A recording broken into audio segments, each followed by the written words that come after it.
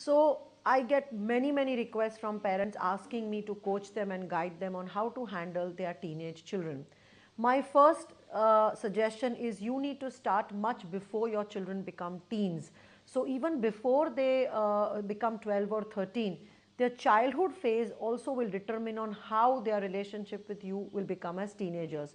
As children, if they have been brought up with a lot of suppression, strict and rigid rules, with a lot of shouting, punishment, criticism, and abuse, then as teenagers, there is a high likelihood that they will become rebellious, angry, aggressive, or completely shut down, withdrawn, and hopeless or helpless. So, the childhood years of preparing them for those teenage years is very important.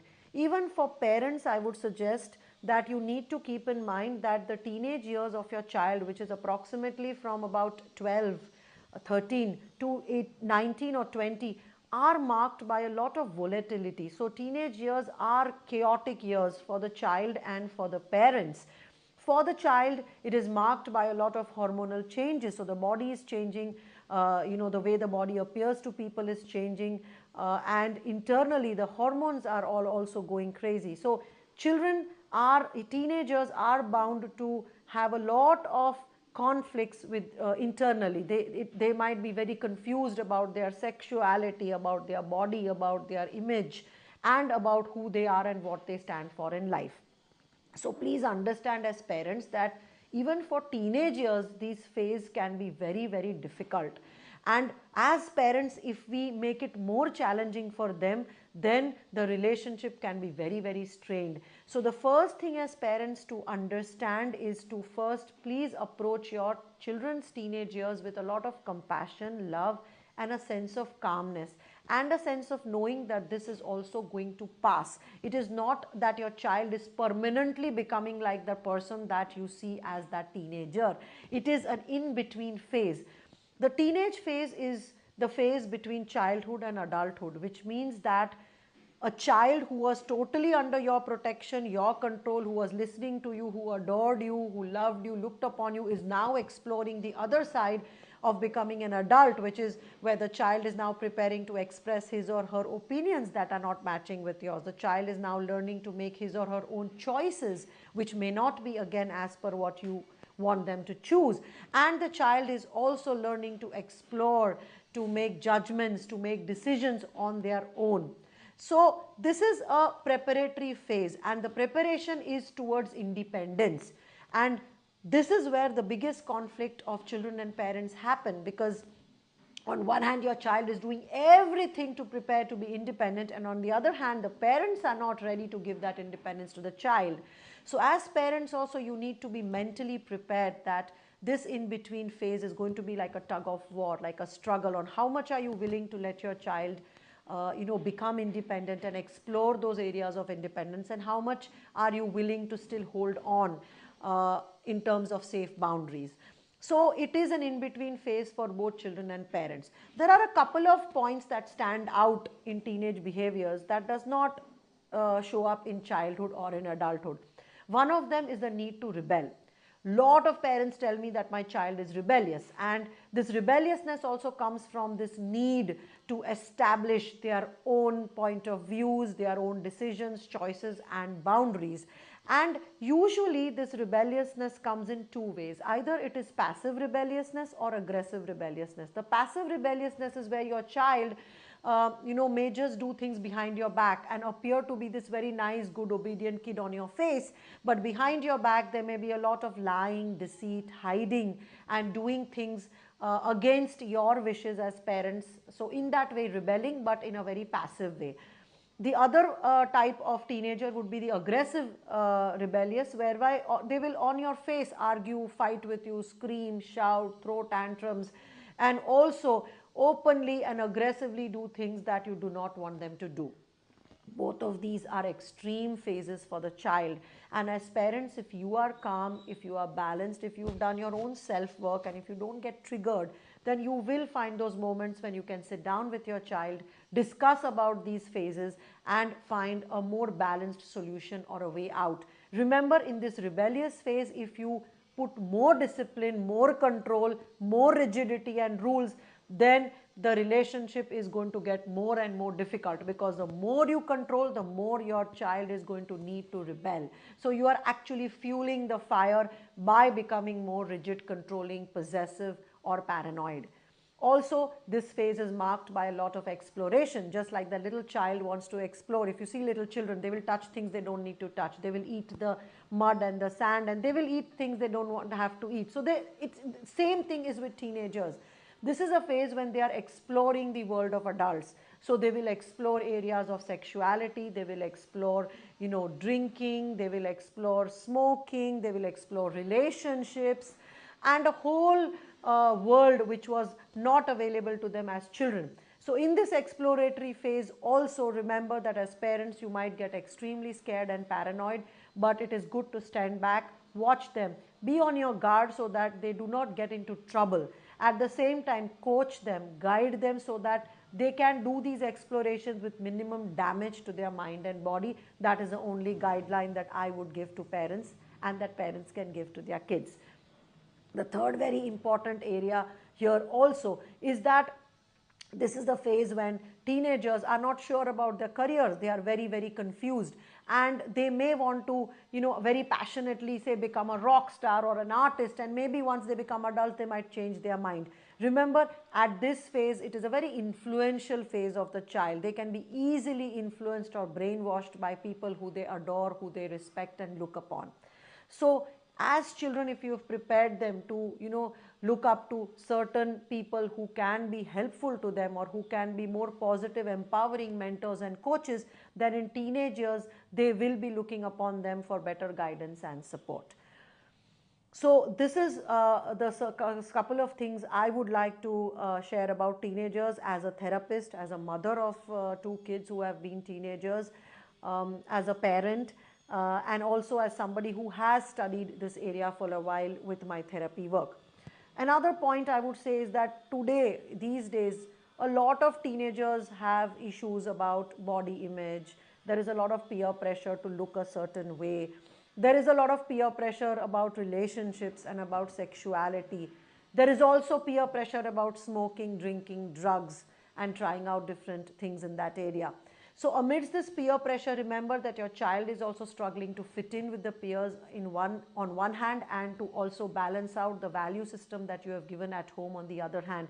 So it's a very sensitive phase for your child. Sometimes they want to go towards what the peers and the friends are putting forth. Sometimes they are pulled back by the parents and value system and family values and culture they've brought up with.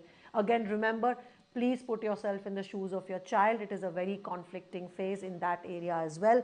They will try out some things, and if hopefully in the childhood years you have handled them well, you have instilled good values, you've sown the seeds, then after a few experimentations they will come back on track with whatever you have sown in their minds. So again, do not panic, do not overreact, do not go completely hyper and crazy and freak out about certain things.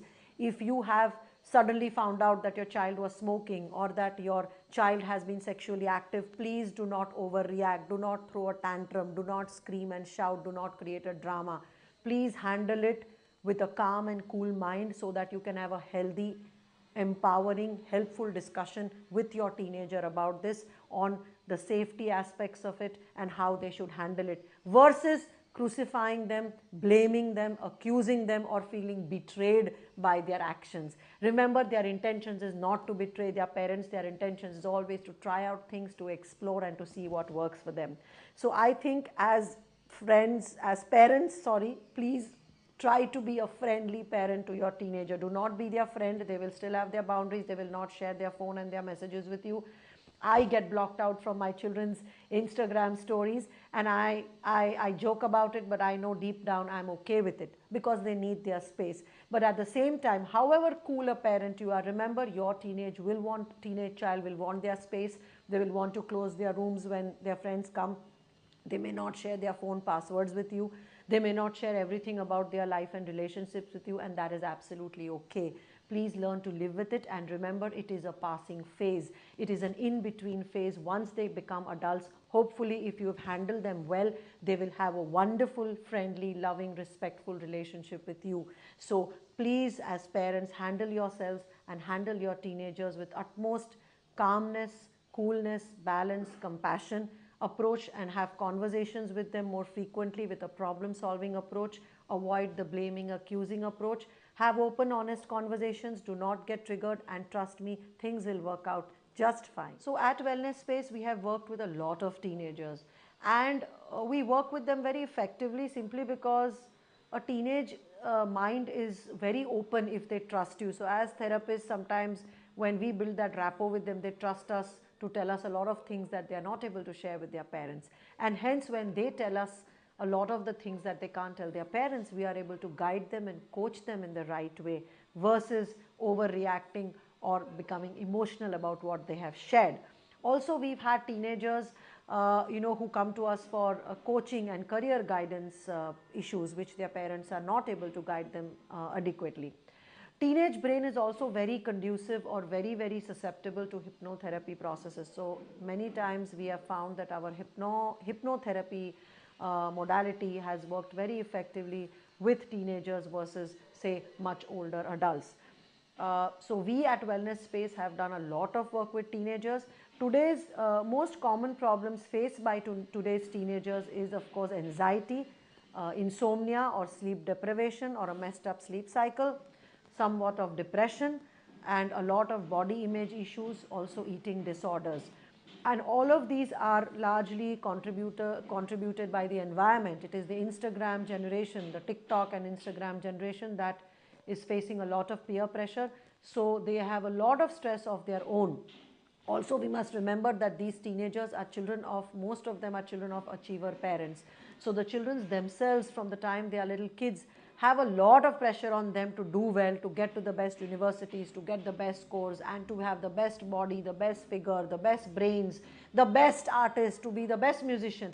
And because they are coming, they are the children of a generation of overachievers, these kids are already going through severe anxiety and stress symptoms from a very young age. Remember, medicating them is not the solution.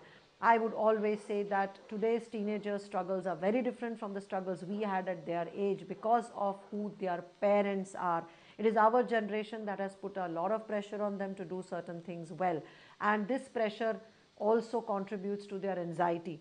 The Instagram and social media contributes to their insomnia and sleep disorders, which also in turn affects their hormones, and they have a host of hormonal issues showing up. So these are the couple of areas that we have worked with in our clinical practice with teenagers. We teach them certain mindfulness practices, breathing, self-hypnosis, EFT, and different ways to handle their mind and emotions, and they are amazingly receptive.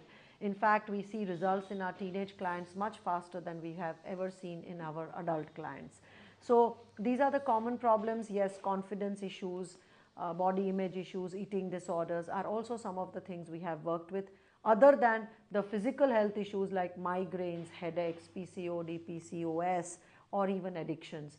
Relationships is a big area of teenage issues that we have worked with, where we have worked with teenagers who have suffered from betrayal by their friends, breakups, sexual trauma from their boyfriends or girlfriends, a sense of, feeling let down, betrayed, or cheated upon. So the relationship is a big chunk also. And of course, the teenagers today are also much more open about talking about their sexual preferences and sexuality. So that is another area that we are increasingly working with. So at Wellness Space, these are all the different areas we work with our teenage clients. We work with clients as young as 12 and 13. And I hope this video was useful to all of you as parents, as teenagers, as well as therapists.